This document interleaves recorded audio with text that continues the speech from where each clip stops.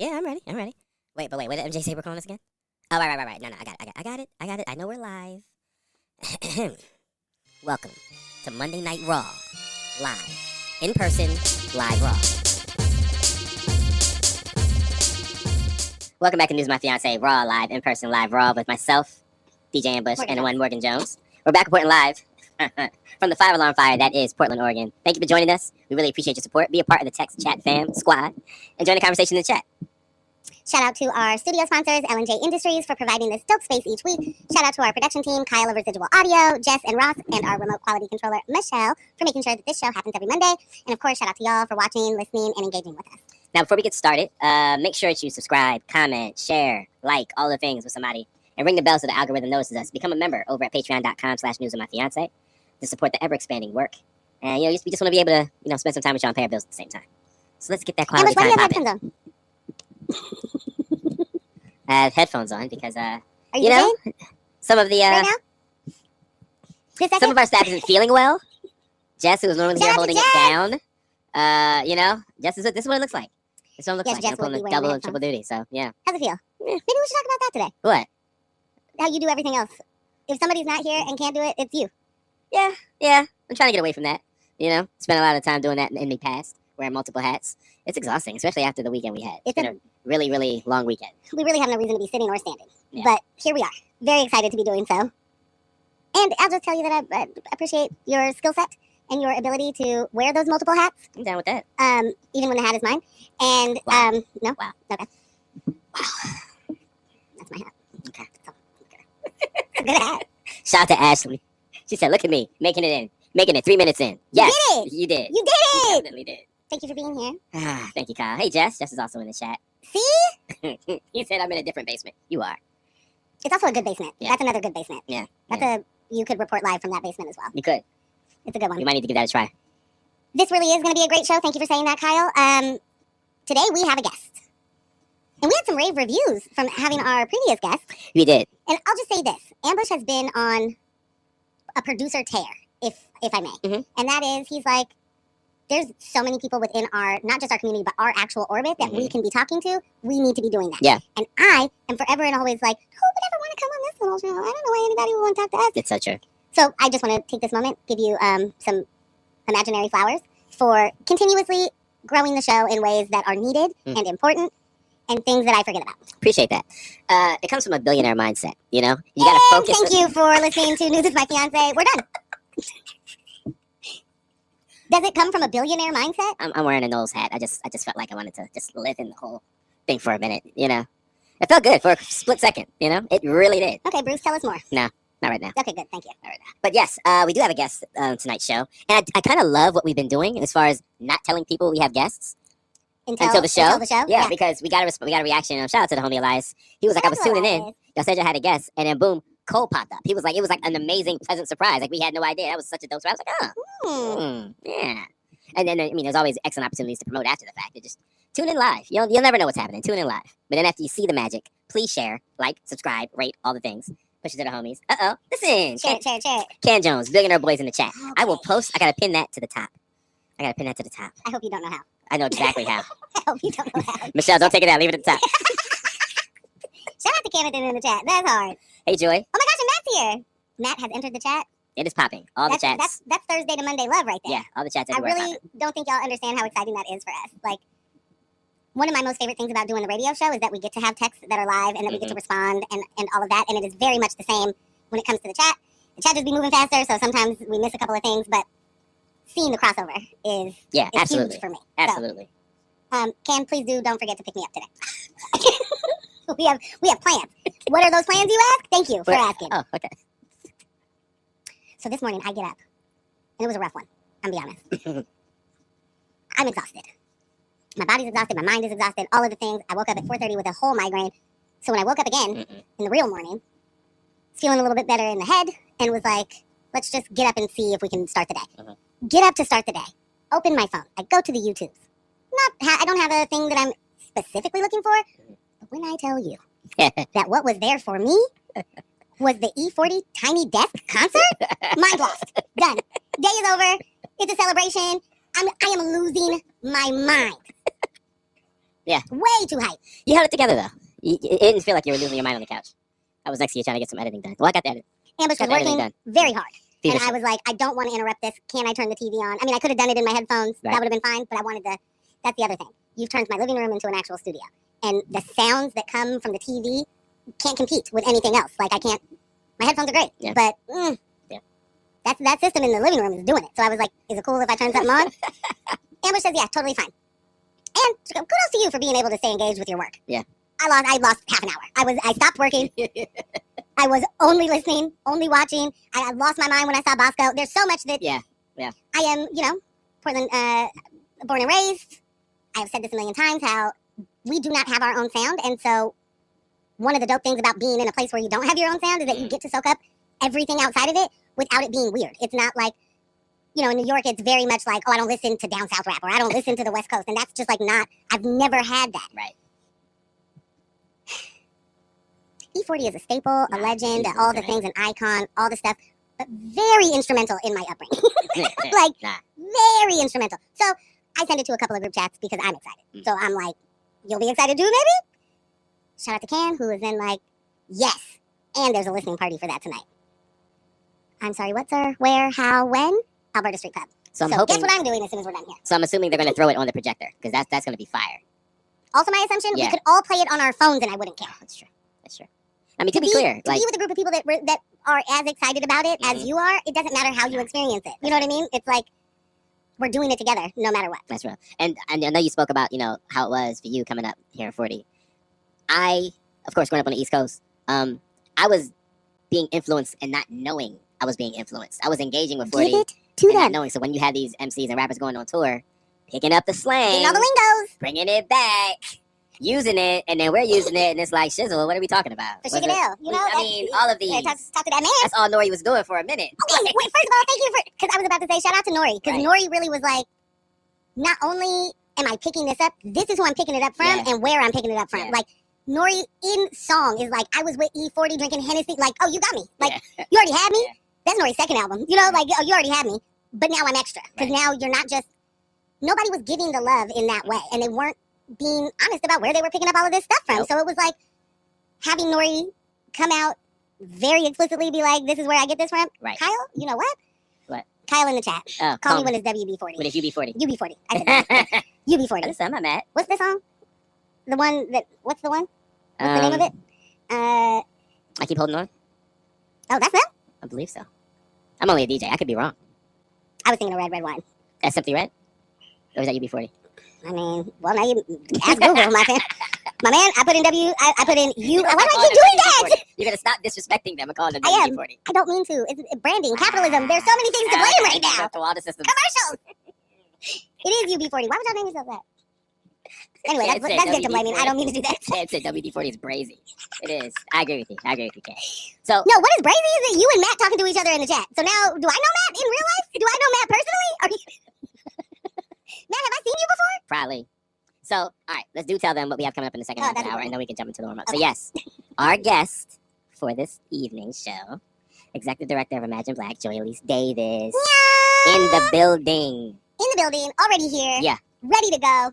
Flames. It's going to be all flames. So, the second half, we're talking all things Portland. You know what I'm saying? That's it. It's going, listen. It's going to get a little spicy. And I know y'all tune in for spice, You do. because that's what we normally do. But, yeah, unapologetically.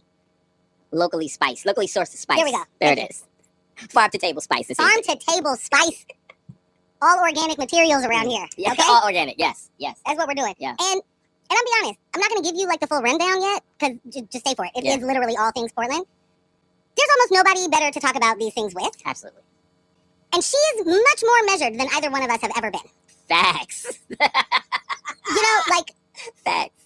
I'm going to do my best to just hold it in, but I can't. It's like when Joy Alise is speaking, I am on the inside just praise dancing the Yeah. entire time. I'm Yeah. just I'm in stomping feet. I'm full just student mode. super pumped. What's happening? And so I'm hopefully we'll be able to shut up and just be able to let her go, you know? Speaking of spice. Yeah. Got into, It's okay. Gemini season! Mm. Oh, that's not what you wanted? That's- That wasn't I mean- your segue? That wasn't. I was going to say, things got a little spicy in Black Portland earlier today. Oh. Someone put up a pride post. See, here's the thing. I took a departure from Black Portland a while ago because, appreciate my sanity. And I found myself You too appreciate frequently. it, but you don't want to care for it. Well, I found myself too frequently being enraged, but it was just like it was the same like rotating topics, Boy, and I'm like, let me get on out of here. Black Portland is recycling every Black Twitter thread that has ever happened from the beginning of Twitter. Yeah. So if it was on Twitter and it trended with Black people on Twitter, we just gonna recycle every single one of those. Should you hit girls? I mean, equal rights and less, my guy. Yeah. You know, maybe we should talk about that. Who should pay for a date? 50-50. So somebody put in a very, very thoughtful Pride post. And then the majority of the reactions and comments were positive. They were great. But then you had a couple. People dropping in Bible verses. People talking about, you're black first and why I gotta be celebrating what you're doing in your bedroom. And I was like, oh, jeez. So, I mean, you could just celebrate that I'm alive. Yeah. What if you did that? So, what if you didn't think about my bedroom of course it when was. you thought about the celebration? Hello. That'd be cool. Why are you inviting yourself into that space? So, Well, I know why. I found myself going back and forth. Shout out to Lakita, you know what I'm saying? And then someone went through and just cleaned the whole post. Took all the, bam. And I'm a, They got mods? listen. Yeah, they been have mods. Okay. No. To be clear. No. Let me explain. They been had mods, and 2 of the mods were reasons why I left the first time. So that's what I'm saying. Okay. Yeah. They got mods now? I believe some of the Negroes still in there. But in any event, when that got cleansed, part of me was like, hey, I had some rebuttals left. I guess I Okay, let me wait, I was like, I guess I'll just go about my day then. I guess I'll go be productive. I'll move forward. Wow. Yeah. But happy Pride. Happy Pride. Yeah. What's wrong with y'all people? Matt in the chat said, how do you download Black Twitter? And the answer is yes. There was an app called Black Twitter. There was? Yeah. I wonder if Sis still has it up. Was it called Black Twitter? It was a play on the word. Okay. She phrased it a different way. But yeah, I wonder if that thing's still up. It was dope. Yeah. One of my favorite jokes, so shout out to Matt. Because that forever and always is going to be hilarious to me when people are like, how do you get to the Black Twitter? Is there a path? Yeah. Do I download it on its own? Is there a plugin? There's got to be a plugin. I don't have the update. Erin said she's going to need their shirt situation stat. She's trying to, I'm sorry? Who said this? Erin. Erin needs my shirt situation? Yeah, she's got it, you're Erin, yes. Mess. I'll get you that shirt situation because I have no idea. I don't know where I buy anything. I pick it up first. What we know for certain is that Ambush likely didn't pick it out. And we know for certain that he didn't pick it out when he tells you he picked it out. If he says, I picked that out, know for certain he did not. It's only because she doesn't let me do the shopping with her anymore. There was a time, early in the relationship, everything was still fresh and new. What do they call those? Puppy love? Puppy love? Said puppy love? Mm-hmm. Yeah, man. She let me pick out her purses, different accessories. And then it just stopped. I want to be clear that this has never happened. Okay. Never happened? I never okay. I don't know. Oh, yeah. Let me take it I've back. gotten some bags. Ambush is the dude that's like, I have one scenario that I'm thinking of. And I certainly know that scenario. Man. And if I say never, Well, gotcha. that means I gotcha. Done. I know for sure there's one. There's at least 2 duffels that I picked out for you. So that's the thing I do. Well, I like to that's not a purse. No, I picked out a purse or 2 for you when we were out together. Okay. And then I know. got a thing for bags. I do love bags. Unsubstantiated. I do love the bags, man. I'm like, Unsubstantiated. To be 100% honest, Yeah. outside of that, there have been many times I just thrown random things in the cart. We've talked about it before. I want to be clear. It's most of the time. It is not some of the time. It is most of the time. If we are shopping, there And may you be love a it. no. Oh. There's a purse. I wasn't here for a purse. I bought a T-shirt. You got a couple things, and then now there's a purse. Where'd that purse come from? Have you ever seen me carry a purse that looks like that? So why do I want that purse all of a sudden? I don't, because this is all jokes for him. It doesn't matter if I am shopping for a T-shirt or beads to make something beautiful. that's where I shine. That's where I shine. When we're in the bead store, Michael's, let's go. That's it. I am instant shopper. I'm all the help you could possibly need. Shoot me a text. Call Instant me shopper out. as well. I'm there. Ambush, you need to pick up a couple things with Michael's. I'm coming with you. You think you need a couple things. I'm going to help you get a couple more. He legit is like, you need 1,000 things. It's fire. And I'll just put them in your hand cart. I'm just gonna put them in there, and you're gonna see it later, and you're gonna thank me. Fellas, give it a try. And don't. This is solid advice. Locally sourced spice. Locally sourced bad advice is what that is. Michelle said we should make it a T-shirt. She did, but probably not the locally sourced bad advice. But I mean, maybe that one as well. maybe that one as well. Let me take a quick second just to shout out Chris Olson and Full Rev Media, because Absolutely. this is my local Portland media, outside of larger publications. And they're giving us the goods. They're giving us the on the ground. You can follow both of them, but Full Rev be out here at every single event. And I'm like, I don't know how you're out there at every single thing. No games, man. Instagram, TikTok, all the stuff. they're always there. And I'm going to keep saying thank you to them because they keep keeping us in the loop as much as everybody else. And important. Yeah. Full Rev I Love. You said Chris has a Substack? Substack, Okay. yep. Full Rev I Love, because again, they are everywhere. And it's not like they're centering themselves in the footage or in the content. It's just, I'm giving you the story. Boom. You're seeing the footage right here, unedited, right in your face. I'll give you a little bit of narration to, give you the bookends of this, but boom, here it is every single time. I just love that style of what they're doing. Yep. So, yeah. Real quick, Aaron in the chat said Laverne loves to buy her bags. But just know whoever bought that shirt needs to run the details immediately. I'll text you. Yep. I mean, Yep. you're locked in with the source. Yep. That's it. He's the one. Yay. Yay! Nailed it. Oh, my goodness. Ooh, Joy in the chat also said, I swear folks who bring up the Bible be the ones who do the most. And I know what that's going, Yeah. what that's speaking to. Yeah, for sure. Hard agree. Shout out. Speaking of people who bring up the Bible, shout out to Yeah, ma. Texas legislator James Oh, Tallarico. your boy. That is my guy. Listen, he will take the Bible, whatever verse you want to use to persecute and oppress. He will take that, hand it right back to you because he actually knows the Bible. He actually knows what he's talking about. Man's record is flawless with it. Victory after victory with it. I love reposting his shit. Definitely check him out. It's really good. It's really interesting. So I am, not a religious person and never have been. And I don't say that in any other way other than to tell Just you that haven't, that's yeah. true for me. I have not been a religious person. I am not a religious person. The Bible versus what I see is very confusing to me. And so I didn't have a whole lot to latch on to, I guess, in the formidable years in which I was supposed to be latching. Right. I was just confused. Like, there was a lot of things that didn't make a lot of sense, and nobody was able to answer those questions. What I appreciate about the person that you're talking about is their interpretation of the Bible is the same as my interpretation in the way of, I thought that's what we're doing the helpings. We're doing we do not leave people out. Right. Like that. So I have consistently been confused by other people's interpretation. And so that's one of the issues I have, is that it is not just so open to interpretation, but there are so many different factions because people's interpretation was so important that they were like, nah, I'm not that, but I'm this. My denomination is this. Right. And so that's the word. There's so many different denominations, but we're all going from the same book and we're all having different interpretations of said book. And to me, that's a comprehension issue. But I leave it at that, I guess. I feel like you're not supposed to actually all take from it the one thing you want to keep. Like, I don't think that's how that's supposed It's to go. part comprehension. I think it's more so centering oneself. And so that's why you have all these different denominations, because you have these different thought leaders that interpret the book in a way that works for them. And now we have this section and we celebrate this way, but it's all the same source material. So I'm saying it's like, so I just don't, and I'm like nerd adjacent when it comes to Star Wars, or, are there that many different interpretations of Star Wars?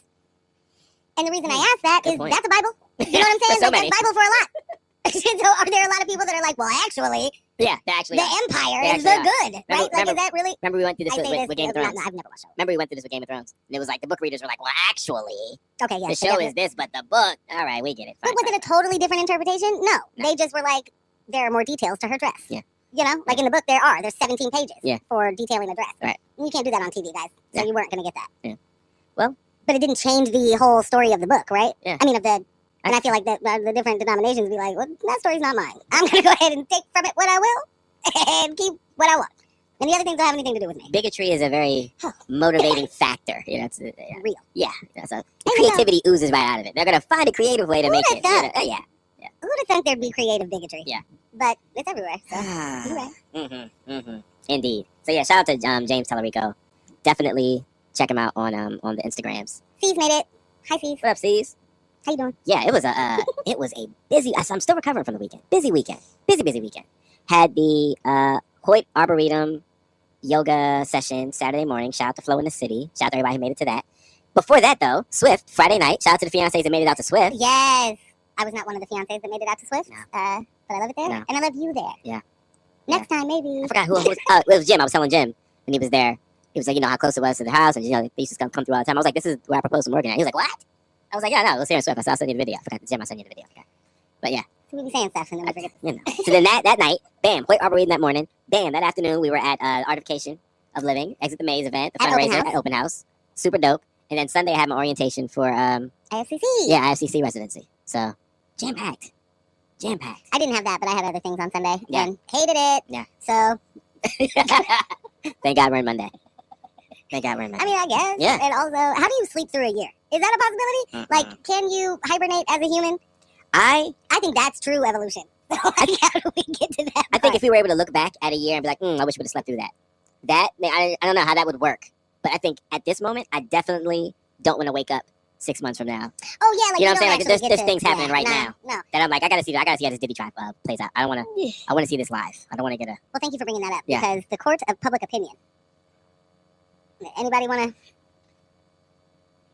to?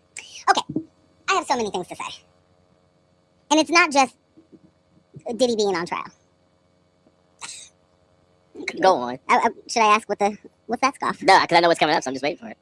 It's not just Diddy being on trial. What we are dealing with right now is multiple fighting for your life in the court of public opinion. The one that I heard this morning, Kevin Lyles. And if you are unfamiliar with who Kevin Lyles is, he has been a music executive, I think, my entire life. Yeah. And if not the entirety, real close. I remember looking up to, like, all I wanted to do when I was a young lass, I wanted to be in the music industry in the business side. I wanted to be an A&R. Music was everything to me, so all I wanted to do was discover new talent. I wanted to be Russell. Then I wanted to be Dame. And look how both of them turned out. Awful. Yeah. Both of them. Both of them. All two of them. Well, I'm sure there's a tree that we could add in there. I mean, a third that we can add in there to make it a tree of them, but I too, Russell Simmons was absolutely huge, like... Yeah. Such an inspiration. Absolutely. Look what you've done. Look what you are doing. And then you find out, oh, look what you are doing. Right. There was a video. It was a short film called 24 Hours with Russell Simmons. Okay. And I rented it on VHS and studied that thing. He took 30 calls before he even left his condo. That much business was being conducted. And I was like, this is amazing. I was just completely And here I am in today's world, years old, Morgan. 30 calls in a week. I don't want them. Well, you are. But I don't want them. I mean, it's happening. No. 30 calls before I clock in sounds like exploitation. 30 calls before I leave my house to go to the office sounds like you're working me to death. 30 calls sounds like, and the fact that was the measurement. Yeah. This is how you become and then stay successful. Sure. Yeah. Okay. In love with the busy of the business. Not even, you know what I'm saying? And that's the thing, because in all honesty, what we know for certain is the higher up, especially in these industries that are conglomerates, right? The less work you actually do. Like Russell Simmons is not doing a lot of work every day, right? He's doing some decision making, and by some, I mean very much some. Very, maybe final word to certain things. Yeah. And then there's certain stuff that doesn't even pass your desk, right? Like, so we wouldn't bother you, boss, with any of this stuff. Because at that point, you're so high up and you've created the culture and set the tone to the point where people know what you want. You know what I'm saying? Like, right. Like you're saying, we're not really going to, Russell will not do this. He's not going for this. We don't even have to put this. We don't even have to put it, we don't even need to show it to him. Yeah, so the whole building still kind of runs with his, mentality. Exactly right? that. Yeah. Then you find out you're a piece of shit and you've been a piece of shit and you just, and so that sucks. That super sucks that I looked up to you for so many years of my life. But Kevin Lyles, let me get back to Kevin Lyles, who has been an executive in music for so long that, that's a name that Jimmy Jam and Terry Lewis type shit. Like Kevin Lyles is a name that just exists within. Yeah. If you are paying attention to any sort of music industry stuff, and has been instrumental in a lot of careers. Kevin Lyles has been accused of many things, and the most recently, apparently, Lady Luck has accused him of sexual misconduct. Actual misconduct. I don't know what you say. Sexual misconduct. Whatever the not word for that is. And he went on the offensive. His way to handle this was, I'm going to put a website out. And that website, like this, I know that Lady Luck has said anything to him because of him. I don't know it because of him. Right. I want to be real clear. I do not know. I've never heard her say, I'm doing this thing, or I did this thing, or this is what I'm doing. I only know any of this because Kevin Lyles said, I'm going to make a website. And I'm going to detail all of the nice things that this young woman has said about me throughout the years. And I'm going to show you how whatever this extortion claim, I'm going to show you how it's not a thing. We did not hear from Lady Luck that she was doing a lawsuit or going to do anything to him. The alleged story is that she went to him and said, I'm going to sue you for $30 million if you don't, just handle this on the low. Yeah. There's a lot of talk about 30 million being a number now that Cassie sued Diddy for 30 million in a civil suit, in which he was like, okay, why don't you file your little suit? And then the next day he was like, here's all my money. there's a lot of talk about that being just like the going rate right now of if you are a woman and you have a claim against a man, the going rate is 30 million, and that's fucking ridiculous. And I'm not mincing any sort of fucking words. That's ridiculous. And by that I mean thinking that there, number one, is a going rate over any sort of harm that has been caused to another person. And when you give that kind of language, a going rate to someone's claim, really makes you dismiss the claim, right? It makes you immediately think like this is a thing. This is just another one of those take down another powerful black man. We're not here to do anything. We're not serious about this.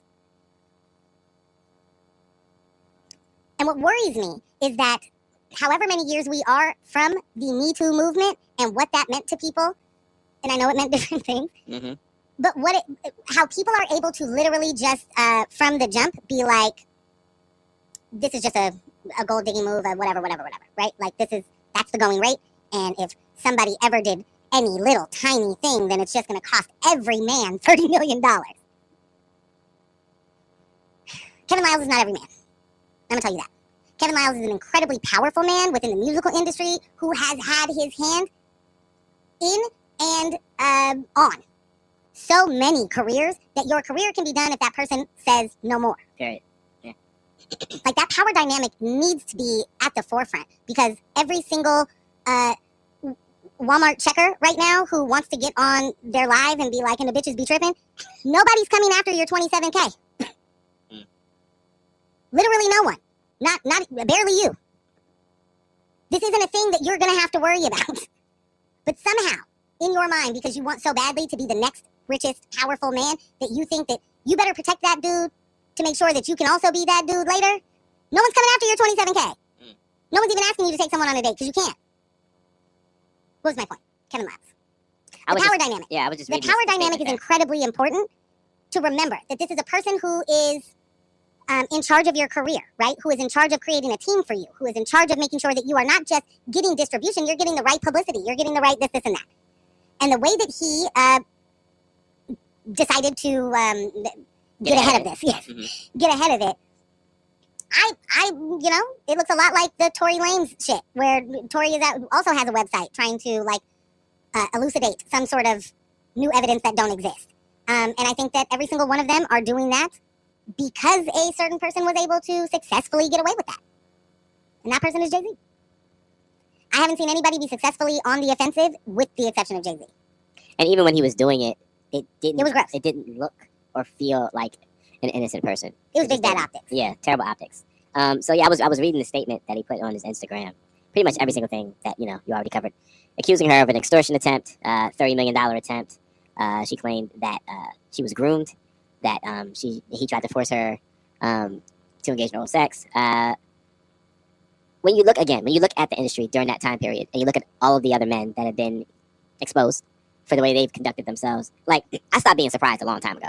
When accusations pop up, I stopped being surprised a very long time ago. Like, oh, okay, yeah. A lot of it really stemmed from the public's reaction to Bill Cosby, especially those that were defending, saying, well, this is just the times. That's just what they did. This is just the way people partied.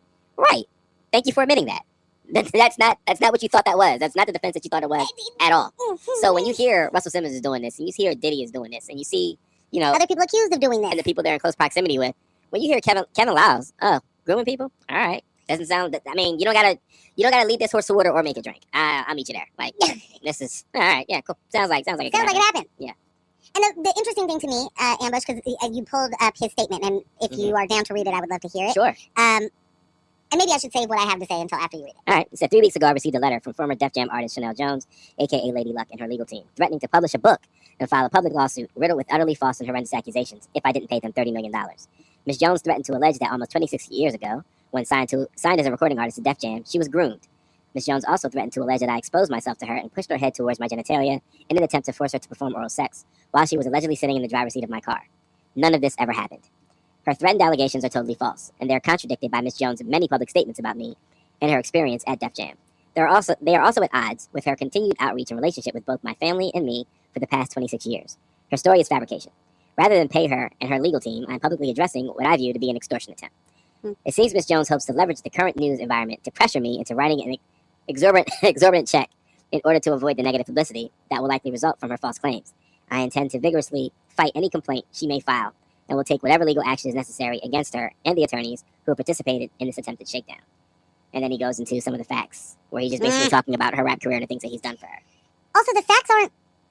I don't know how to when we say facts, he also goes into outlining any mental health struggle she's had, any addiction issues she's had, and he literally is basically painting the picture of crazy bitch over here got things to say for money. Yeah, for real. Like, that's literally what he's doing. And read it how you want to. Know that language is coded, and it's always going to be, and that there are lawyers that are helping him craft this narrative. Yeah. This is not just... And this isn't me saying, I know what happened. I'm not saying I know that she had issues with him and, like, none of that. But what I know for certain is when people are on their heels and they try to do the, but we were friends yesterday. Like, I know there's something there. There's something there. There's something there. I'm not pretending to know what the something is, and I am not pretending to know that everything she's saying is right and everything. Like, I guess one of the reasons I wanted to bring this up is that no one ever said believe all women. Right. What was said was believe victims. Right. And somehow that got twisted to be believe all women. And I know for certain there's a lot of women that have negatively impacted men, and men are big mad, and the feelings are huge. Like, I know that is real. I don't say that being disparaging or facetious or anything. Like, literally, I know that that's a thing.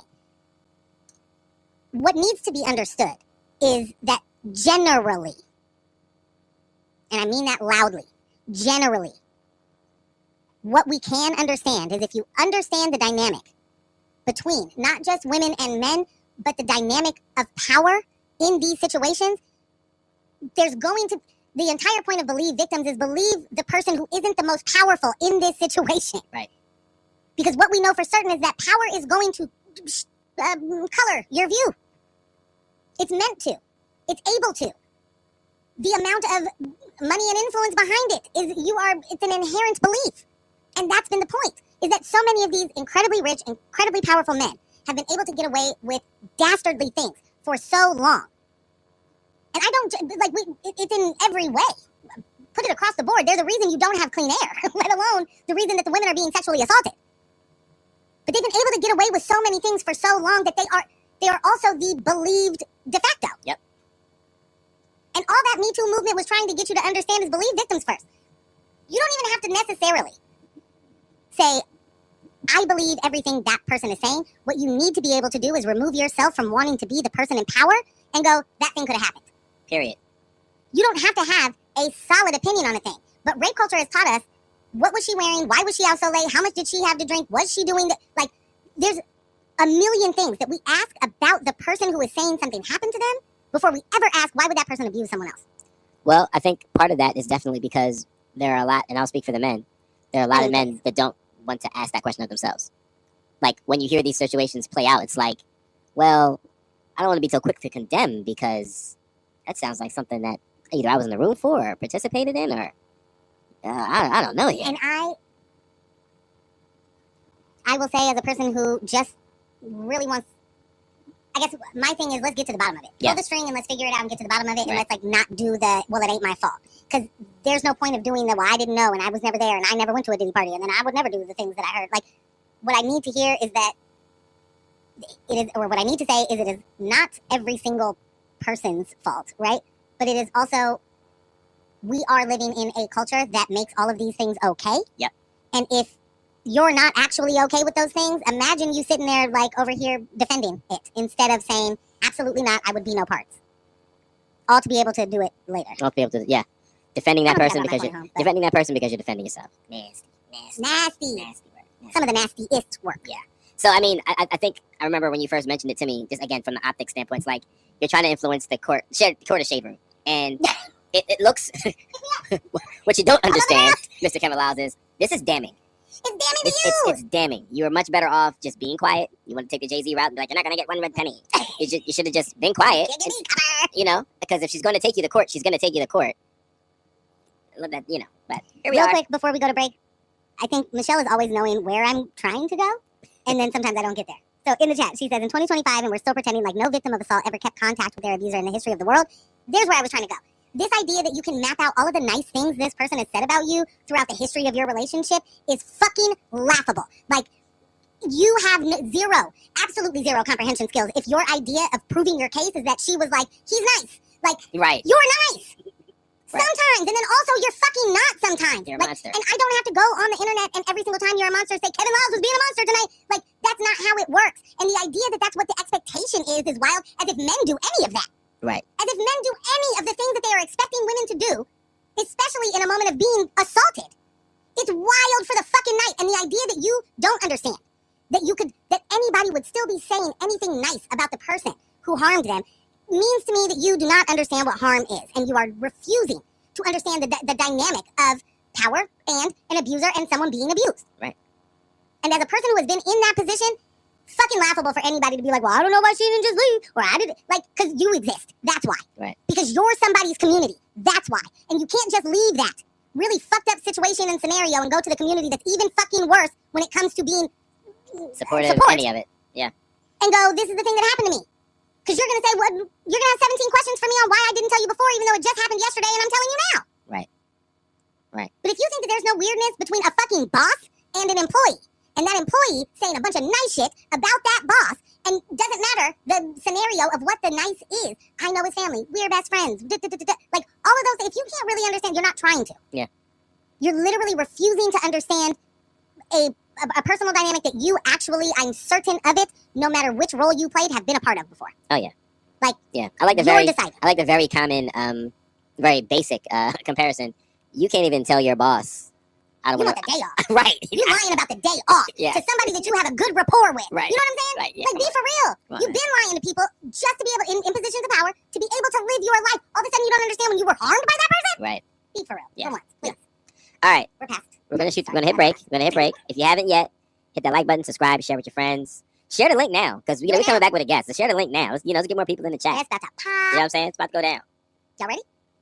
Tell us you're ready. I think they're ready. What up, the Otis? I think they're ready. It's really cooking. Why does it smell good? This is the problem. Smells great. All right, so we'll see you on 10 minutes. My dear word. Shout out to L&J Industries, man. Are we back? Yeah, we are back. The catering here is amazing. The catering just comes through. It doesn't even mean to. That's a lie. Lily be meaning to. Lily is a cannon. Cannon in the kitchen. She's a beast in the kitchen. Kitchen cannon. She be doing it. Shout out to my baby. Okay, so let's do this real fast. All right. Time. Don't be nervous. I got chicken. Yeah, you got chicken. Be happy. Got it. You keep eating while we introduce you.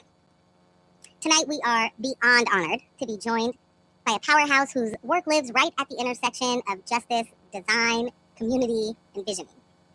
Joy Alise Davis is not only an organizer and strategist, she's a space maker, a truth teller, and someone who doesn't just pull up a chair to the table. She checks the whole structure, breaks it down if it's broken, and makes sure that Black and Indigenous folks are leading the rebuild. I'm so sorry. Please be. Joy Alise is a proud Cincinnatian. I said that right? You did. Okay. Yeah, finally. Shout out to Ohio. And a graduate of Miami University and Parsons School of Design. She spent more than a decade supporting and leading social justice organizations, and over 5 years consulting on urban planning and racial equity right here in Oregon. She's the founder of the award-winning Design and Culture Lab, which sounds fancy, but make no mistake, it's about identity, it's about place, and it's about power. Right now, she serves as the executive director of Imagine Black, helping our community not just dream about liberation, but organize toward it. We've admired her work for years, and we cannot wait for you to hear what she has to say. Please welcome to News with My Fiance, the brilliant Joy Alise Davis. Oh, that's made me cry. I was like, write all my bios. Oh, I'm so happy to be here. I'm honored. I'm just whenever y'all call, I'm like, please call me back. I was like, oh, you need me on Monday? I was hyped. We also prepared another intro. No. And it goes something like this. Fuck the trail shit. Because when my coat come in, they gotta use the scale that they weigh the whales with. Okay, all right. Okay. Yes, I approve. T-shirt that too. I heard we're making t-shirts tonight. All the t-shirt drama. Very well done. Yes, I did. I'm kind of like make a clip of it. Play it for me before I have to do something. Just to no, I mess with it. I fuck with it. Amber's always laughs at me because of how excited I get by East Coast music. Like East Coast music is just the same. Like I was saying in the beginning, Portland, you get to soak it all up. We didn't have a weird, so there was no way I wasn't listening to every single thing I could put my hands on. And so there are moments where he's like, why do you know that Joy, song? it's like Why do you mixtape track. care about that? It's like, yeah. It's like, what do you... It's your brain. I'm like, what are you talking You're a scholar. about? I moved away from this. Why are you taking me back? What's happening here? Come back here with me. Let us sell crack. Right here in the alleyway, There it is. if you can. Okay. Joy, You're thank you for joining us. Thank you. There's so much to talk about. And I will say this, that if y'all don't know who Joy Alise is, you will get a better understanding by the time the end of this. But we're just jumping in. Yeah. I'm not asking you to give me your bio. I'm not asking you to tell us everything about Imagine Black right now. They can Google. They can Google. And this is a time to hear a person talk about things that are happening in real time rather than give you all of the things they've done previously, right? Like, know that everything you are about to hear is from a very credentialed person, a very experienced person. Yep. We are not bringing folks on that don't have an understanding of what they're talking about.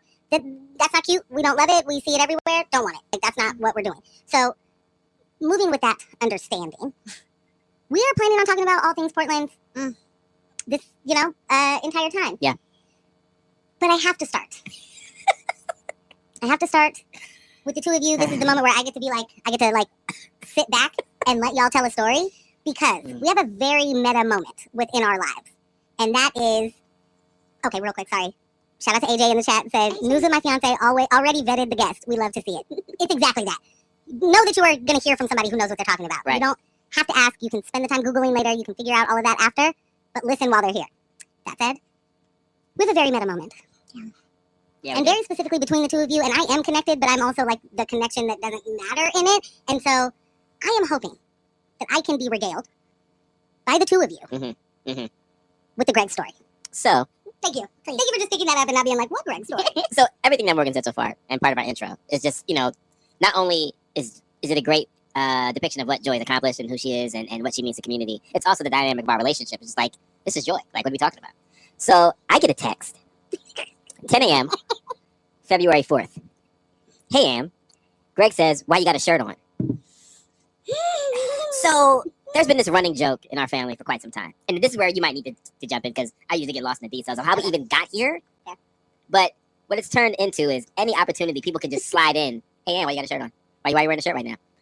It's amazing. The better it gets, the most awkward moments, it's how people are one-upping each other. I'm talking about Thanksgiving dinner. It's just like, at moments when, why are we doing this? We shouldn't be doing this. We should right not now. behave yourselves. If we were a church-going family, I'm telling you, someone will put it in the Tide plate, pass it down, and I'll be like, no, they would. That's how this is going. And by they, it'd be me. Yeah. So I get that text from Joy. So I respond, wait, what? How could you be saying this? How are these worlds? There's no cross here. What's happening? Oh, there's a cross. Yeah. She said your cousin is here for ADT. I was like, okay. All right. I'm aware of this. So Joy, how did... Randomly, we're getting a security installed in Old Town. I'm talking to this cool dude named Greg, and then he starts talking about this black man that he knows. And I'm not gonna lie, at first I was like, okay, you can't just name drop any black man and assume that I'll know them in Oregon. But this time, I was like, oh no, I know them. I know them really well. Like, they're my board. Like, I'm gonna send. He's like, you need to send this text word for word. So I just did it. I didn't question it. I heard a little bit of the background. I was like, no, anytime to prank somebody, I'm saying it. I'm so glad you and did. This is the most important part. Shout out to Greg. Story. Because how often are you just, okay, I'm down to prank anybody. I'm down to do it, right? Oh and especially a board member. Right. Oh, yeah. It could have gone wrong. Right? Could have went crazy. Like, excuse me? The fact that you were game for it, I think, is the most amazing thing of the entire story. Yeah. And that you were like, okay, sure. Always. That is going to live in infamy in our family for forever. Greg's got the record. He has the record right now. Greg is the GOAT. Yeah. His jersey's in the rafters. You said maybe I would be able to. I don't remember if that was I believe it was Lily. I think Lily did start. I think Lily did. Oh, you don't even know how it started. Yeah. I don't know how it started. Now, in this moment, it's bigger than me. Yeah. Yeah, like some of the one of the really good times. I think one of the kids just came up and said it to me, and like they're all like, she's like, "Yeah, why you got a shirt?" I was like, "What?" And then they're all laughing. I was like, "Son of a..."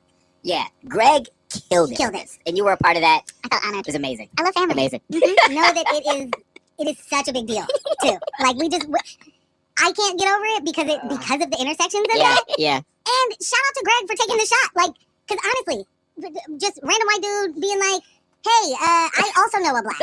Do you know a black? I was like, tell me more. Do you know a black? Like, your family. What's your family? I was like, okay. Like, right. Okay, now I'm listening. But being down for that is such a big deal. And then, like, Greg is so fucking dope. Like, shout out to Greg forever and always. Like, my man is funny AF. Like, so for him to be like... That was great. Yeah. Actually. He's in the chat, too. Like, he said, Joy is such a delight and a force for good in the community. Greg, I held it down. I will even email Greg. I will email you back. It's gonna happen. It's gonna happen tomorrow. The best thing ever was hearing, like, because I got to get that story from Cecily, his wife, who was my actual, like, my cousin. Greg is cousin by marriage, but cousin.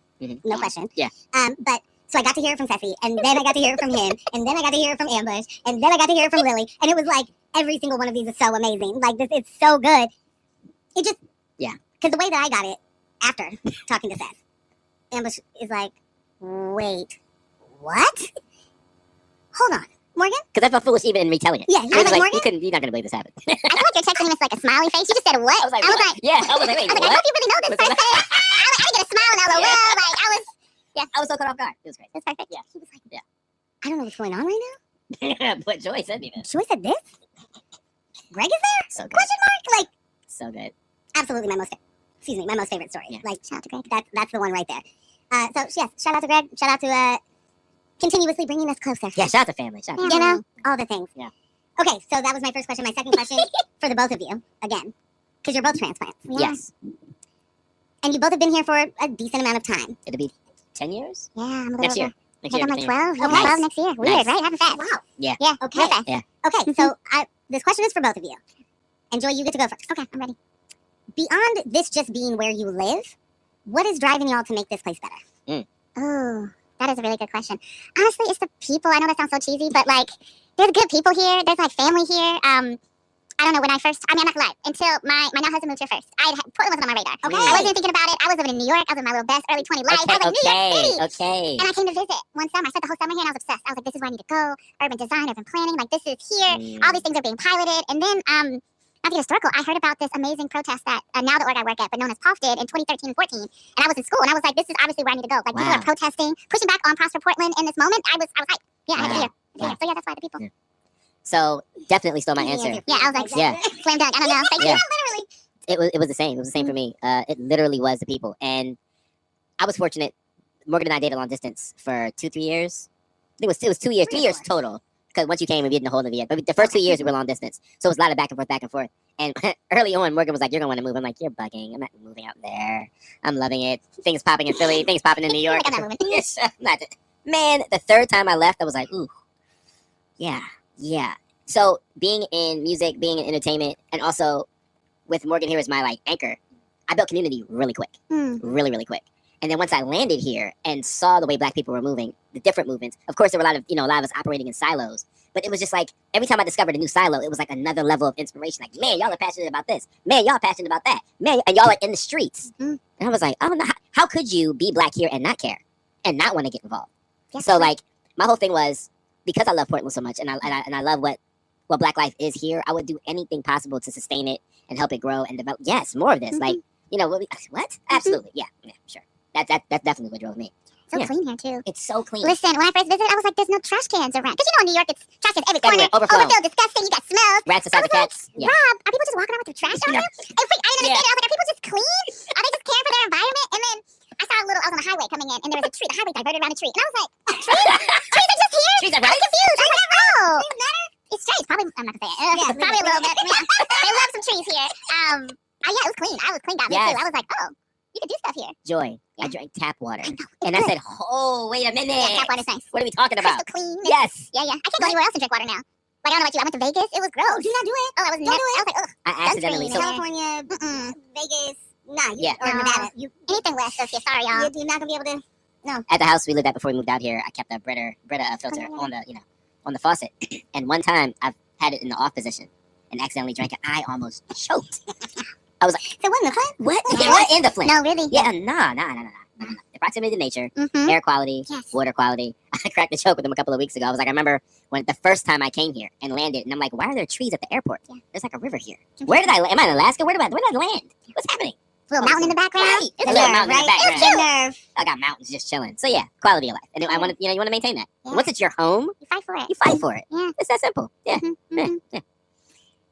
AJ in the chat said, I love hearing why y'all are passionate about Portland, and that's all I was going for. I was just trying to hear what y'all, Yeah.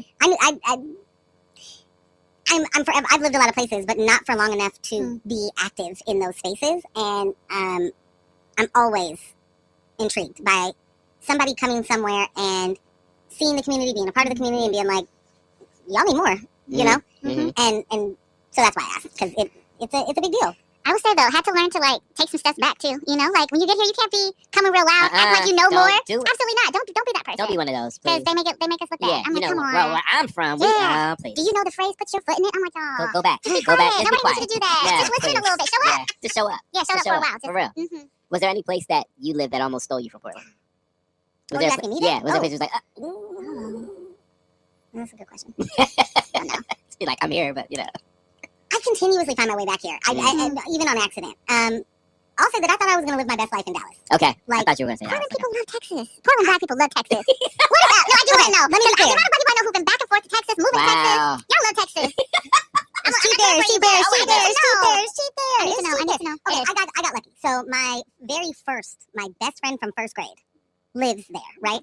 And her family lives there. And her family is my family. Those are auntie and uncle. Her brother is my brother. Like, so going there, I went there for work. I was going to be there 9 months. And my whole thing was like, I can do anything for 9 months. Yeah. That's no big deal. Like, if I hate it, then it's 9 months. If I love it, it's 9 months. Like, the cost of living is wild. It's very nice. It's very nice. You feel like a rich. And I was not a rich. Like, they get mansions for pennies. For pennies! They gotta like, struggling in order to. So I'm understand that I have, this is funny to say because from Portland, I left a 2-bedroom, like, I lived in a fourplex, an old Portland house that was converted to a fourplex, which is like so much of the living here, or was for a long time, before we got a bunch of high rises that are that.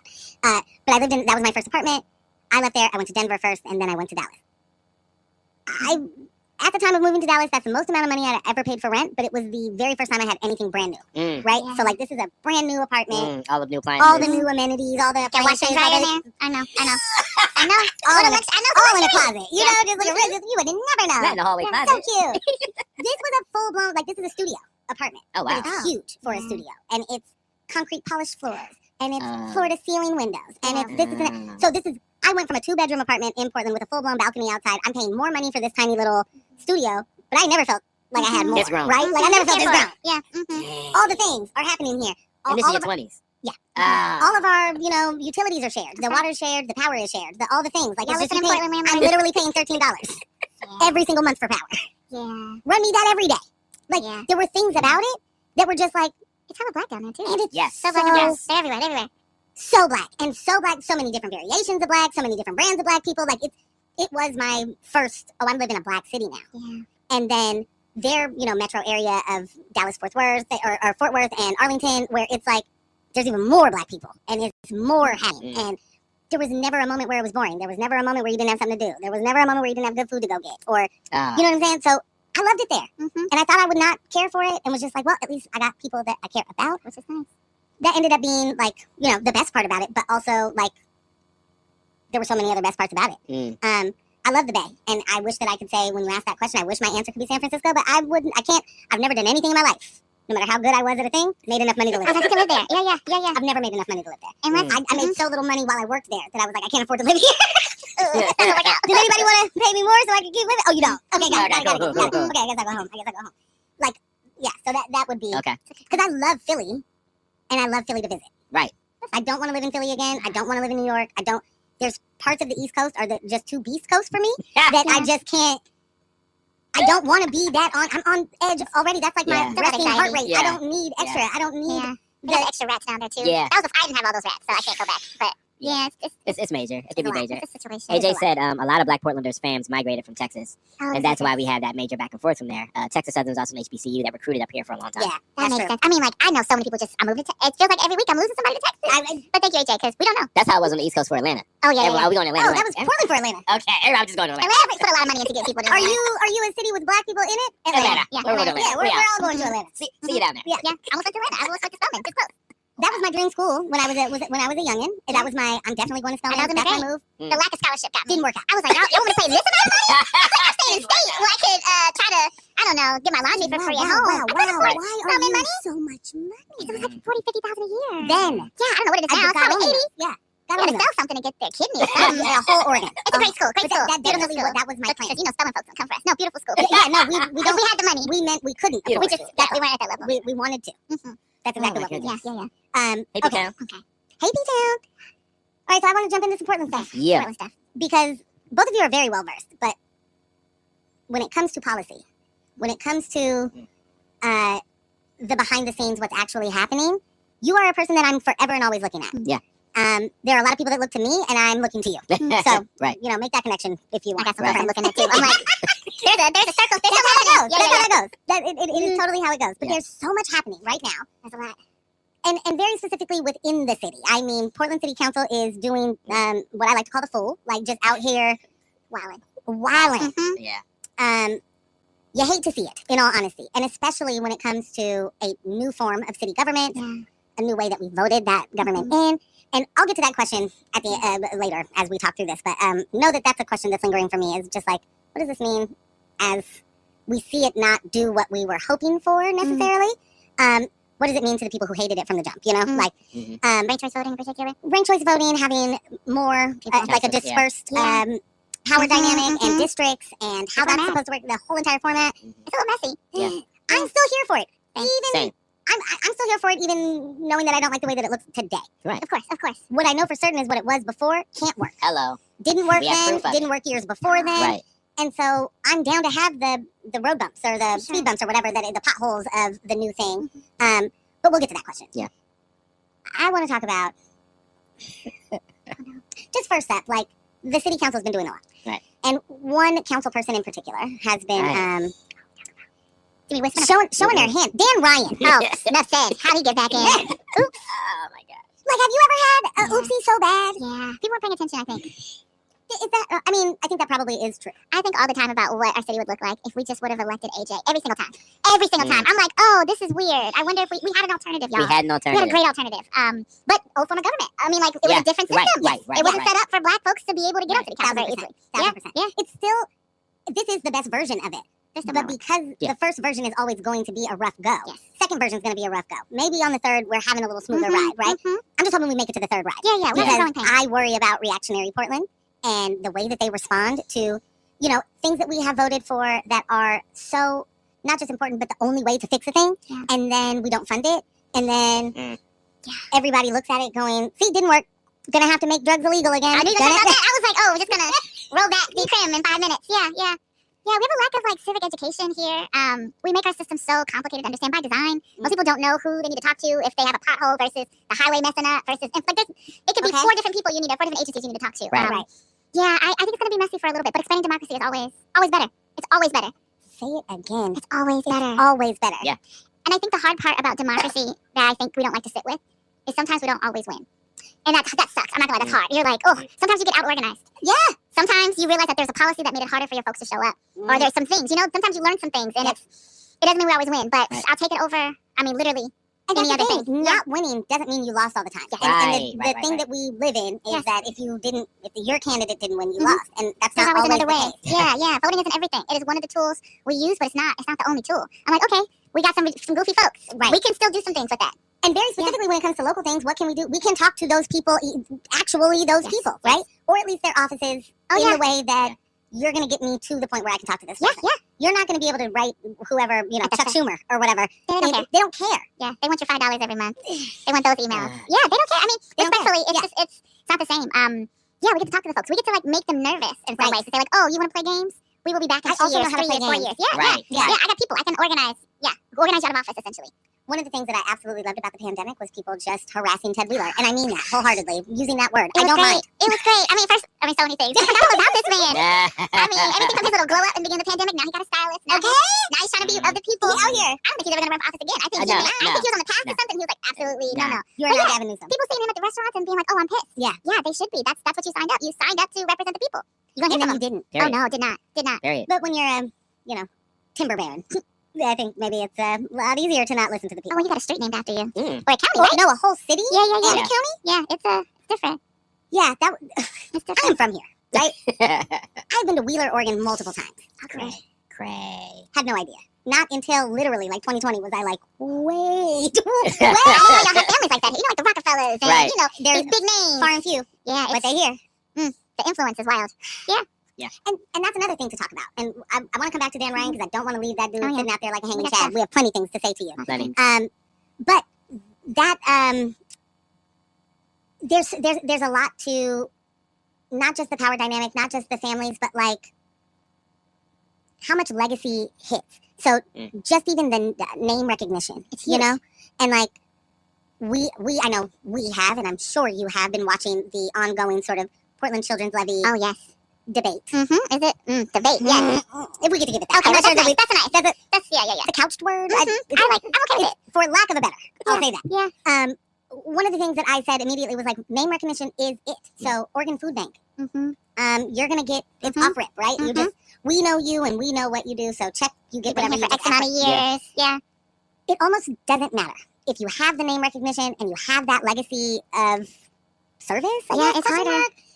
You just get it. You get it. It's harder to push back and to demand that you deserve the money too. Yeah. And what do we do with that? Because you can have a scandal, Oregon Food Bank, like giving out expired food and giving out moldy food, and you still off rip get the funding. Like as black people, I just don't even understand the mechanism. We would have a whole article, multiple articles. It'll be a takedown piece. When you have resources, you get to make mistakes, and no one cares. You get to you get to make mistakes. You have power. You get to make mistakes. You can say, "Oh, that was an oopsie. My bad. We have better systems now," or "We're gonna have our 10 grant writers are gonna fix it." I don't know how you can. Yeah, it's unfair. We have better systems now. Is amazing. We have a new person. Yeah. On it. That's old policy. We don't do we that brought a anymore. consultant in, so there's a DEI person here. No, Jedi. There's some Jedi people here, so we're good. No disrespect to the Jedi folks, but y'all know what's happening too. They know what's happening. Wow. They know what's happening. Yeah. Yeah. Okay. Yeah. I caught the piece that he did on Ryan did on I believe it was Coin 6, might have been KTW. It was directly after the meeting when he was, just really up in arms about the $2 million that was defunded from the police. I love that word. That's the word.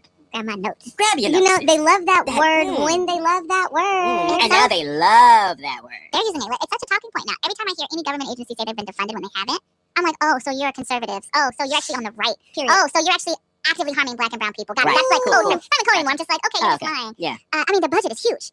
Huge budget. $313 million. The most money they have ever been given, period, point blank, at all. Right. Biggest budget. So you moved here, what you said, 2015?